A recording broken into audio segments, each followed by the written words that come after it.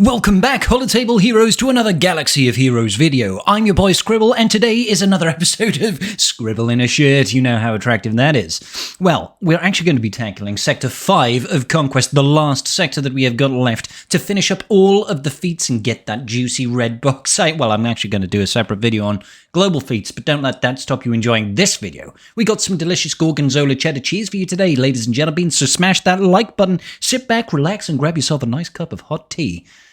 Let's break this down.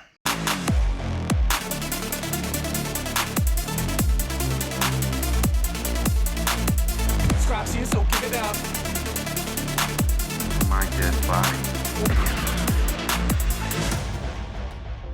So, Sector 5 is the most delicious of sectors. It's not actually, but it is quite a useful one. We have got 4 feats, as always, to be tackling in this sector. Our first one is Unguarded. Win 14 battles with no tanks in your squad. Fantastic. Beautiful. Delicious. We can do that one.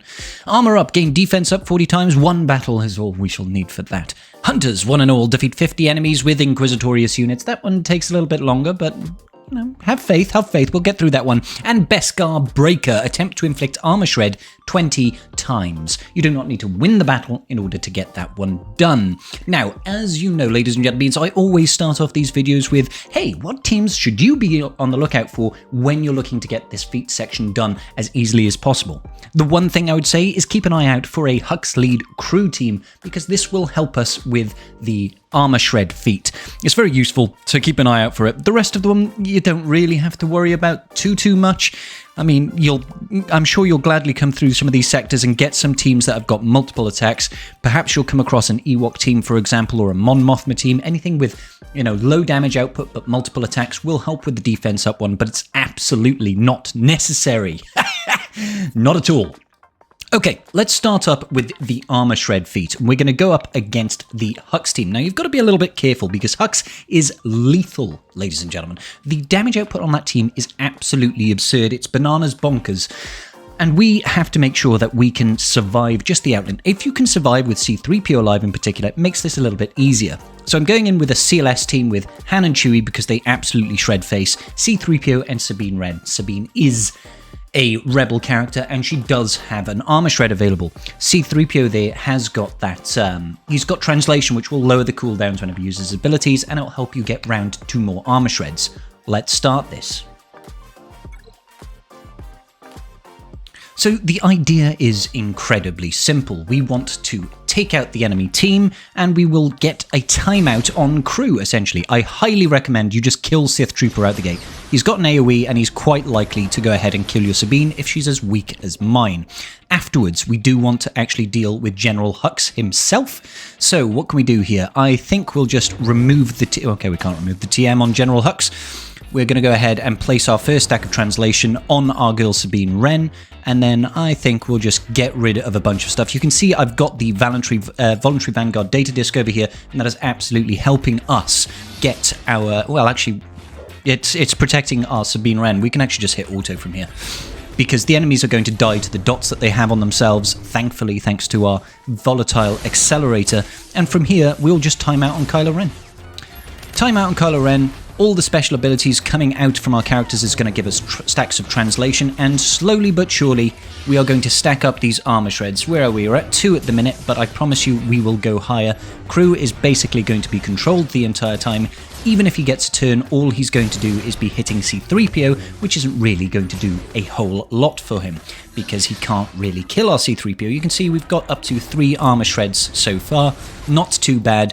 Everybody should have a CLS team, and I imagine most people will have at least a sort of Gear 6, Gear 7, maybe Gear 8 Sabine Wren. Some of you might have a higher geared Sabine Wren. This, I find, is the most reliable way of stacking multiple instances of armor shred, but it's certainly not the only way. There are multiple other teams that you can use to get lots of armor shreds on. I just find this one to be the most useful to get as many armor shreds as you possibly can in as small amount of energy used. 1 battle, you can see we've already got 5 stacks of armor shred here. We've got 3 more minutes left. We're on 6. You know, if we're saying that's about 3 armor shreds per minute, we're going to, get roughly 15 armor shreds per battle. I imagine that number is actually going to be ever so slightly higher. You could try and remove another character potentially and throw in another character that has got armor shred, maybe the likes of Moff Gideon, for example, or maybe who else can do armor shred? Ki-Adi-Mundi, or who else can do armor shred, guys? Help me out here. Oh, yeah, Ben Solo, the lifter unit for Rey that have done ever so much useful things for that Rey team. Anyway, you can understand the concept here. We are now halfway through the battle and we've got 8 armor shreds, so, you know, we're on about the money for 15, 16, 17, 18 maybe armor shreds. It's a very useful team to have in your pocket. This is why I say it's quite important to look out for that crew team, or, you know, the Hux lead First Order, because it's just too useful. Volatile Accelerator is obviously feeding lots of dots every time we do a basic. I've got 2 Amplifier Agonies on my characters right now, so you know that the damage output is there, so it doesn't really matter. Crew just recovers too much health whenever we're putting debuffs on him, and the CLS team has got so many debuffs. It's got exposes, you've got that confusion coming out of C-3PO, you've got the tenacity down, you've got the offense down, so we can actually just use this to great effect. Now, how are we looking here? 1 minute and 40 with 11 armor shreds. That's already, you know, half of the armor shreds that we need to get done in the entire sector. 12 armor shreds, so you'll easily get this done in 1 or 2 battles if you have this particular comp. Oh, gosh. All right, we're just going to skip ahead to the end of the battle so we can just see how many we've got. I'm picturing about 15, 16 right now. Let's see. Alrighty, so we're coming into the last 20 seconds of this particular battle. We have got 16 armor shreds on Crew. He literally has no defense left, and we are still no closer to actually timing him out. Can our girl Sabi grab one final armor shred before the end of this battle? It would be rather tasty. You know, oh, there she goes, 17 armor shreds in one battle. That, you know, you only need 20, guys. Use this team. Honestly, what could go wrong? It's absolutely beautiful. Okay. Cool. So, armor shred. Now, I'm going to give you one other team in case you don't happen to have this particular setup, or perhaps you didn't actually find yourself a Hux lead First Order team. You can actually just go over to the bonus node up against GMY, and I like to personally use something along the lines of a Galactic Republic team, because there's a lot of armor shreds that we can get here. We've got gas with the armor shred, we can hold off, we can stave off people. C-3PO, once again, lowering cooldowns is key here. We can throw in Ki-Adi-Mundi as well. He's also going to be decreasing cooldowns, and let's just, for the sake of it, go ahead and throw in our boy Moff Gideon. So Moff Gideon over here is another source of armor shred. We could also do this with, excuse me, apologies. We could also do this with potentially someone like Armorer, for example. So Armorer would be able to inflict armor shred, obviously, but also give our characters a means of counterattacking and that sort of thing. So this one I play a little bit different. I won't start off with the damage immunity because we actually want to save it for when one of our units has used their armor shred. So Cam has obviously got one, and so has Gas. The Foresight coming out of GMY is actually incredibly useful as well. So let's have a look. Everybody, unfortunately, has some form of Foresight. Let's go ahead and do this. Our team obviously won't be impacted by that. I was hoping that we'd be able to get... again, I'm not going to use that damage immunity. Okay, so obviously GK's got Foresight, so let's start off with the AoE from Gas, and boom, there is one armor shred there. I believe this one is the one. Yep, this one over here. 2 sources of armor shred. Lovely jubbly. The Voluntary Vanguard keeping him alive right now. Let's go ahead and just put some extra here, and that's a big mass assist. Our Jedi Master Kenobi is looking a little bit squeaky bum. We'll go ahead and put the damage immunity, resetting the cooldowns on our Cam, which is lovely. We do really, really need to hope that our Jedi Master Kenobi survives here. They keep on getting the evasion. It's a little bit frustrating. Okay, let's just look to kill Bananakin, because he is a little bit too dangerous for my liking. There we go, and looky here, we've got another armor shred. So that's already 3 sources of armor shred, I believe. We're gonna lose JMK, which is a shame. Normally we try to keep JMK a little bit alive so he can reset cooldowns. But there we go, that's a 4th armor shred right there. I know this is not an ideal setup, it's not like we get 15, but this just gives you at least a option. And that's 4 armor shreds so far. It's really not so bad here, guys. 4 armor shreds is still nothing to sneeze at. And let's just do a basic. And a basic. I love Cam. Cam is a brilliant unit. Lovely, lovely jubbly. And, even, you know, and the good thing about this is we can do this on the bonus node and you'll still be able to farm Datacron materials, so no battle here is a wasted battle, if you catch my drift. Absolutely fantastic, beautiful, delicious, cheesy goodness. Okay, what else can we do? So, we've had a look and we've tackled, for example, the armor shreds. Now that CLS team also counts as an unguarded, no tanks in your squad sort of team fandangly. So when you're looking to do a no tank team, I absolutely recommend going in with that CLS team. Throw in Sabine there, gain some armor shreds. There's so much damage output on that team that you are actually able to burn that team down in stamina all the way. Just keep on throwing those out there.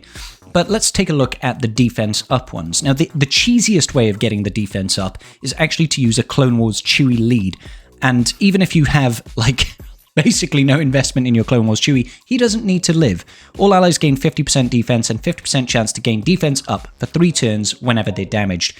Go in against something like Ewoks or Mon Mothma with a strong Galactic Republic setup. I mean, it doesn't even have to be Galactic Republic, because this leader is actually... it's generic, it applies to anybody. So you can actually throw in just characters that are inherently tanky. You can even throw in something like Barriss Offee, and then you can go in and throw in the likes of, say, you know, Malak, so that he will, with under Voluntary Vanguard, he will gain that, he'll gain that marked ability, and he will then start fearing the enemy, and they will still attack you, and all this sort of good business. We can even go ahead and throw in the likes of Armorer over here. And then let's just say, I don't know, let's throw in Hermit Yoda. So with a team setup such as this, every single time the enemy is hitting you, there is a 50% chance that you are gaining one of those defense ups. If you threw in someone like Grandmaster Yoda, you'd be able to spread that defense up as well. Also, Barriss Offee, when she does her AoE, passes defense up to the entire team. It's all as if it's meant to be. Go ahead and just doing this, and of course throwing in the armorer gives us the opportunity to also get some armor shreds out there, so you can look to finish off those armor shreds that you've been missing. It's just a beautiful, beautiful setup, guys. Obviously, the more attacks that they deal, and particularly the more AoEs that they deal, the more defense ups that you're going to be getting. Now, personally, I do like the ability to I do like it when you can actually spread these buffs with GMY, so you can gain that defense up, spread it off, and that will help you gain those feats even quicker. But you can use this against literally any node. I like to just save it for the bonus node. The reason I do that is because you can then focus on just getting 3 stars as you're going through the sector, and then worry about getting the feats at the end. Using it on the bonus node, you'll gain the Datacron materials, and you won't have to worry about whether or not all your units survive. But using something like this, super, super easy. You can even go in with like a JML lead, you can throw Barriss Offee, you can throw in GMY to spread those buffs, and you can even throw in something like Wrecker. With his AoE, he will also pass defense up. It's a super, super easy feat to get done. 1 or 2 battles maximum, and you will be absolutely set. Now, let's take a look at the others. 14 battles. Let's give you some no-tank teams. We've already talked about the CLS team, right? CLS, massive amounts of damage output. You can throw in the likes of Sabine Wren to try and give yourselves another option of armor shreds as well to start working on those feats as you go. But typically speaking, you don't have to do that. So you can also go in with your Inquisitors. If you do have Grand Inquisitor, just drop out Ninth Sister for a team that not only deals with your no-tank team, also happens to deal with a global feat of unaligned Force users. And of course, you know, the fact that we've got all these Amplify Agony data discs just really helps dish out the damage with the Inquisitors. They just deal so much absurd levels of damage. When you've got Amplify Agony on there, there's just so many debuffs that everybody just sort of dies. You know, they just have a real bad time. You know, I mean, it's a very easy way of getting these feats done. Just watch how they melt in 30 seconds, and you can do this against almost any team, and they will have just as equally easy time of getting through. So no tanks there. Also peering into the unaligned Force user victories that we need to get done. It is simply, simply beautiful. Like I said, UCLS, Inquisitorius, you can use basically any Galactic Legend team apart from JML, so long as you don't take in additional tanks. When it comes to getting the kills with the Inquisitorius, honestly, what I would say is just wait until the bonus node and just get it done against the bonus node teams. But you can farm some additional kills when you go in against enemies such as, not these, you want... Keep an eye out for teams like this one over here, this Newt Gunray team. Newt always revives once. Django has got a revive. Wat Tambor can revive his separatist allies. Think of teams where you can hit multiple kills. The Imperial Troopers, for example, have got the Endless Stacks, Endless Ranks ability here. So these guys will revive a number of times. I'll just show you very, very quickly. When you're farming kills, it's a very, very useful team to go up against, provided you can actually get out ahead of them. I have a certain level of confidence in this simply because Grand Inquisitor's lead will retroactively let us take turns thanks to us stacking, and we've obviously got the interrupt from our girl 7th Sister. So we can get up to 8 kills against these guys. It's super, super useful. Now, obviously, the AoE days landing on absolutely everybody is not ideal, but who likes Piet, am I right? Come on now. Okay, let's go ahead and cleanse. There you go, you get 1 kill, and they always revive. That revive cannot be prevented in the slightest, so it is super convenient. 2 kills there. Let's throw it out. Boom, boom, lovely jubbly. And well, we missed out on a kill there simply because the enemy died from a dot. Let's take a look here. Let's actually do it like this, so we should get a bonus turn with our Inquisitor once again. Then we can... I'm just checking out the stacks over here. We can get rid of the TM there. Yep. See, so we missed out on 2 of the 8 kills that we can get, but that is another really easy way of farming kills. Just find those teams that have got lots of revives. You can do it against a Mon Mothma team, but typically I find it's just much better to try and focus it on the end node. Just worry about getting to that final node with as few dropped banners as possible to make the cleanup so much easier for you. Alrighty, let's take a look at what other feats we've got left. We've done a couple of battles with no tanks. Defense up is an easy one. Inquisitorius units, again, I'd save it for the bonus node, guys. Just go in with Inquisitorius. If you've got particularly weak Inquisitorius, you can go in with something with Voluntary Vanguard, potentially under a Palpatine lead, for example. Okay, and yeah, that's going to about do it for those. So let's take a look at the boss feats now, guys. So mini boss is Jedi Knight Revan. We've got hokey religions over here, so we can't use Jedi Sith or unaligned Force users, and we have to win with Cal Kestis Surviving. So I'm not going to do the Jedi unaligned Force users. It's actually very easy. Cal Kestis Surviving, as always, ladies and gentlemen, I am going to go in with the tried and trusted, the very greatest of the best. That is going to be Bam lead with Han and Chewie. We can take in Cal Kestis. Now, taking someone like Commander Ahsoka Tano or taking someone like Dash, you know how much I like this team, guys. I find this to be one of the most literally broken teams in this entire game mode when you've got this particular sort of data disk setup. The amount of TM gains that you generate from this and the fact that Han shoots first, it really shuts down the enemy team here. So, what you don't want to do is give a useful person a bonus turn. So let's immediately go after Basti Shan here and just throw out a big old whopper-dop coming out of... Oh my god, it's just brutal, everybody. Oh, whoops, that was supposed to be... I was supposed to just go ahead and drop a nice... Excuse me. I was supposed to drop the AoE there and just kill everybody. But I guess we can try and get a kill with our boy Cal. Come on, Cal. Yeah, wow, Chewie stole the kill. Damn it. But that will give you Cal Kestis Surviving. It doesn't matter what gear level he is, you can do that with level 1, gear 1, unlocked, freshly unlocked baby Cal Kestis, and it will still work wonders. Now, the boss node is a little bit more nuanced because, you know, we need to win with Admiral Trench Surviving, win without using a Galactic Legend in your squad. Now, ignore this. We've said it every single time, guys. Size matters not is not coded correctly. Treat it exactly how you will treat this feat over here with hokey religions. It is not do not win with a Galactic Legend. It is don't win with using any Jedi, Sith, or unaligned Force users, okay? Size matters not is hokey religions.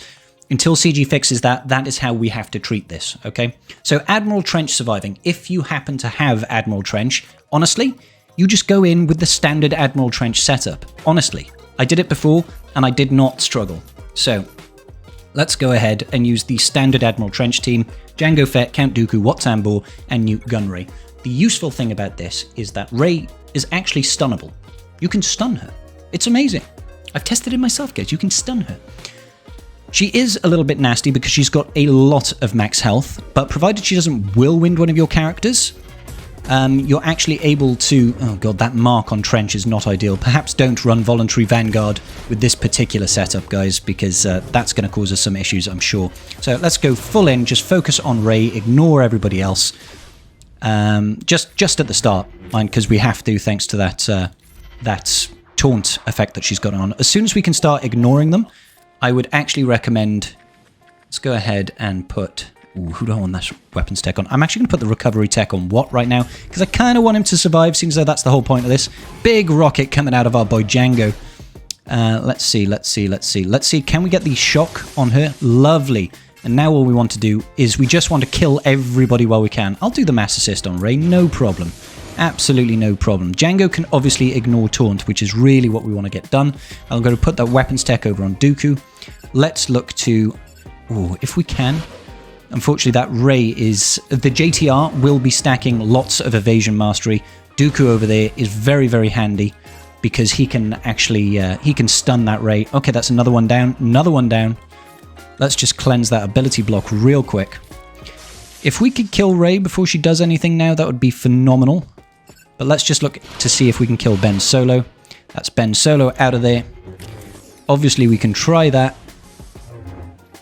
And we're looking pretty good, actually. We're looking pretty good. Provided Rey doesn't get some nasty whirlwind out the gate, let's try and get that stun on her. Oh, Dooku, you absolute legend, you. Absolute legend, Master Dooku.